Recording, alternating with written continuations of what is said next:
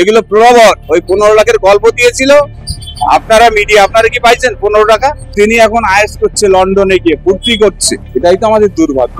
এটা সাংবিধানিক লজ্জা, এটা ভারতবাসীর লজ্জা। মানুষগুলোকে নিয়ে সিরিমিনি খেলা হচ্ছে, রাজনীতির শিকার, এদেরকে রাষ্ট্রহীন করার চক্রান্ত। আপনি একটা মানুষকে দুখণ্ড করে দিলেন, তারপরে তাকে সেইভাবে পূর্ণ যোগলা দেওয়া যায় বলুন তো? এটা সম্ভব কখন?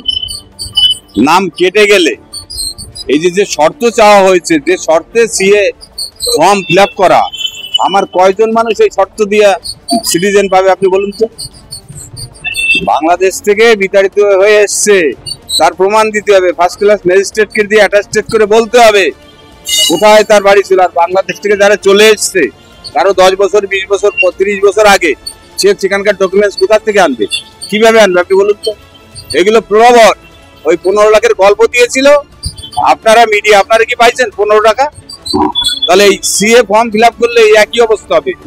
এত লোক, 15,000-এর উপরে লোক ফর্ম ফিল আপ করেছে, এখনো 25 জন লোক 30 জন লোক সার্টিফিকেট পায় নাই, সব ক্যান্সেল হয়ে যাচ্ছে। এই খবর নেন। আমাদের মানুষ যারা ফর্ম ফিল আপ করেছে তারা এখন আতঙ্কগ্রস্ত, তারা এখন বিভ্রান্ত, তারা এখন চিন্তিত। ভোট করে বলছে দাদা কি করলাম, ইচ্ছা করে মানুষগুলোকে বলির পাঠা করছে।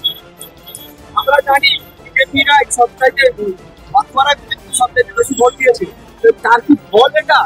বিজেপিকে ভালোবেসে তার আপনারা আসাম দেখেছেন, আসামে কিন্তু দেখুন সব থেকে বেশি যে 22 লক্ষ মানুষের যে ডিভোটার করা হয়েছে, বা যাদেরকে ডাউটফুল ভোটার সন্দেহ করে, যেগুলোকে যাদের ভোটে সরকার হওয়ার পরে তাদেরকে অবৈধ ভোটার বলে ঘোষণা করেছে, তার মধ্যে বেশিরভাগই হিন্দু এবং মতুয়া উদ্বাস। বাংলায় ঠিক তাই হচ্ছে। আপনারা যারা অনশন বলতে ছিলেন তাদেরকে তো আপনাদের কেন্দ্র করতে, আপনাদের যুদ্ধে থেকে উঠে আসা কেন্দ্রীয় মন্ত্রী আপনাদেরকে লাগিয়ে দিন। এটাই তো ব্যাপার। তার সঙ্গে আমি ছিলাম, আমার অনেক এভিডেন্স আপনারা চাইলে দিতে পারবেন। তিনি যেদিন একদম, আমি তাকে শপথ নেওয়ার পরে কলকাতা থেকে রিসিভ করে নিয়ে গেছিলাম। আমরা আশাই করেছিলাম যে তিনি গুরুচাঁদের বংশের মানুষ, তিনি এই মতুয়াদের জন্য হয়তো কিছু করবেন, তার কিছু আত্মত্যাগ থাকবে। কিন্তু আমরা কি দেখলাম? দেখুন, আজ আমরা অনশনে মরছি, তিনি আমাদের রোহিঙ্গা বলছে, আমাদের জিহাদি বলছে, আমাদের মুসলমান বলছে। আমাদের এই যে গলায় যে মালা, এটা কি রোহিঙ্গার মালা বলুন তো? এবং তিনি এখন আয়েস করছে, লন্ডনে গিয়ে ফুর্তি করছে। এটাই তো আমাদের দুর্ভাগ্য। বলে আপনারা কি আন্দোলনে যাবেন? অবশ্যই। আমরা আমাদের দাবিতে আমরা আগামীতে দিল্লিতে আমাদের এই আন্দোলন নিয়ে যাব। আমার একটাই দাবি, যাদের ভোটে সরকার গঠন হলো, যাদের ভোটে এরা মন্ত্রী হলো, স্বরাষ্ট্রমন্ত্রী হলো, প্রধানমন্ত্রী হলো, তাদেরকে বলছে অবৈধ ভোটার। এটা সাংবিধানিক লজ্জা, এটা ভারতবাসীর লজ্জা।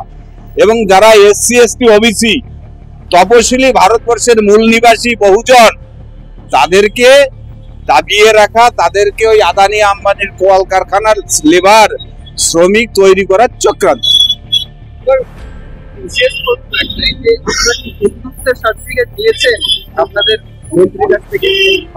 দেখেন, SIR হচ্ছে, সরকার একটা জারি করেছে, কিন্তু বিজ্ঞপ্তি জারি করে SDO BDO DM পঞ্চায়েত পৌরসভা সবাই এই কাজটা করছে।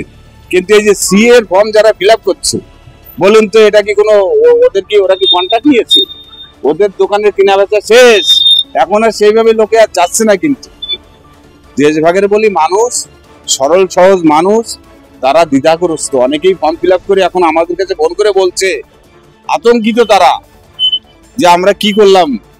এখন ঘটনা হচ্ছে, মানুষগুলোকে নিয়ে সিরিমিনি খেলা হচ্ছে, রাজনীতির শিকার, এদেরকে রাষ্ট্রহীন করার চক্রান্ত। বিশ্বাসঘাতকতার শিকার বলে একদম। বিভীষণ না থাকলে রাবণ ধ্বংস হতো না। আর এই জাতের বিভীষণ না থাকলে তিনি লন্ডনে আছেন, এই জাতটা শেষ হচ্ছে ওই জাতের ওনার জন্য। অবশ্যই গুরুচাঁদের বংশে এরকম কেউ জন্মাতে পারে, এটা লজ্জা বলতে পারে, এটা আশা করা যায়, আশার অতীত।